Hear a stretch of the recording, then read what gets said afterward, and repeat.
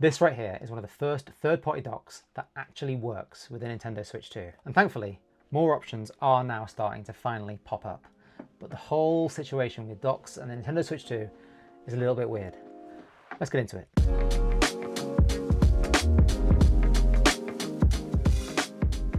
Okay, so Nintendo's rather safe, but still lovely Switch 2 has been with us for a little while now. And with it comes a whole slew of accessories, ranging from the awesome to the downright awful. I should know, I've got a bunch of them, and yes, the resolution on this thing stinks.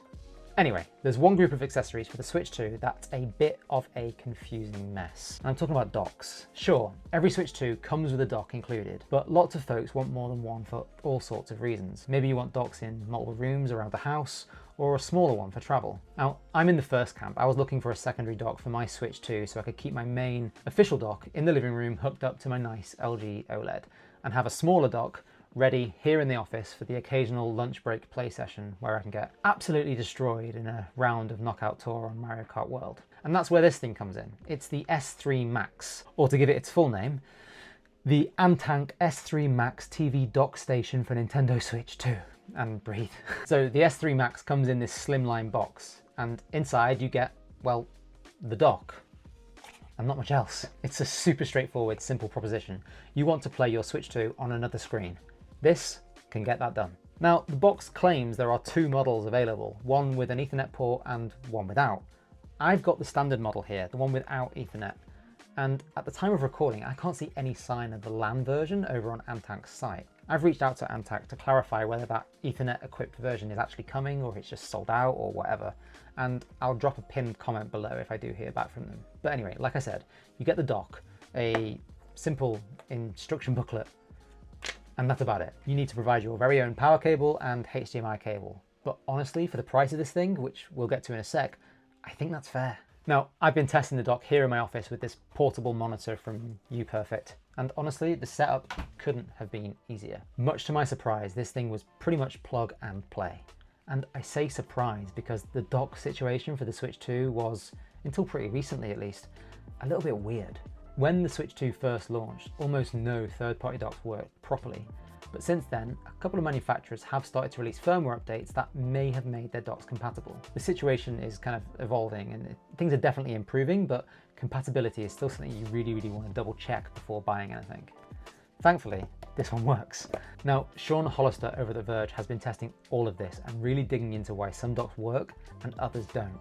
Basically, the TLDR is that docks like the S3 Max and a handful of others use the same hexadecimal string key to talk to the Switch 2. Now, there's still a real risk that Nintendo could push a software update that changes this handshake and suddenly blocks third-party docks again. So it's definitely something you want to keep in mind. Of course, if you want to dive deeper into the technical side of all of this, I've dropped a link to Sean's article down in the description below. It's well worth a read. Now, you might be one of those who actually has a third-party dock from your original Switch that doesn't work with the new hybrid.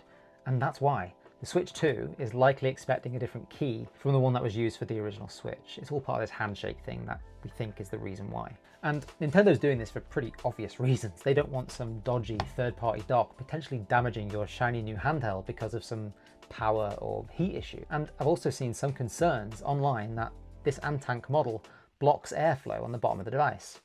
And true enough, once you're docked, it does. But in my testing, it hasn't really been a big issue.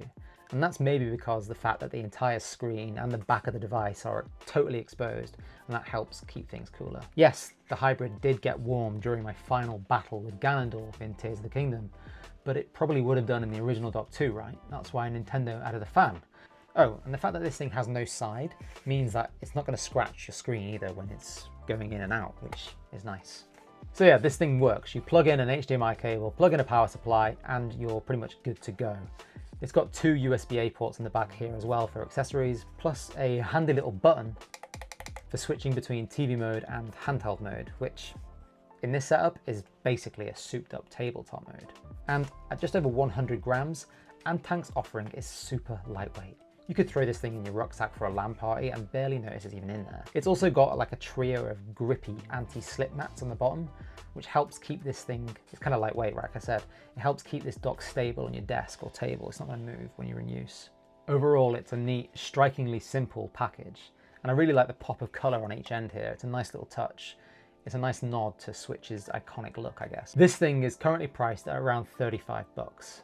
And yeah, there's always a chance that Nintendo could push a firmware update that messes about with compatibility. But it looks like Antank might have a solution for that too. You can actually update the dock's firmware, and there's already been a couple of updates since this thing launched, fixing things like an HDR bug, for example. So they have a solution for fixing stuff should things go wrong. So you've got a plug and play portable dock here at an affordable price. Plus there's a potential way to keep it working if Nintendo decided to change the rules. From the third-party options out there right now, this is looking like one of the more solid picks, especially now that firmware updates are helping more docks work reliably with the Switch 2. This one worked from the start, so I guess it's a solid option. Okay, that's all from me today. Let me know in the comments what your Switch 2 setup looks like and if you're on the hunt for a secondary dock too. As always, a like on this video helps feed the algorithm gods. I've been Chris for Overkill, and I'll catch you next time. Cheers.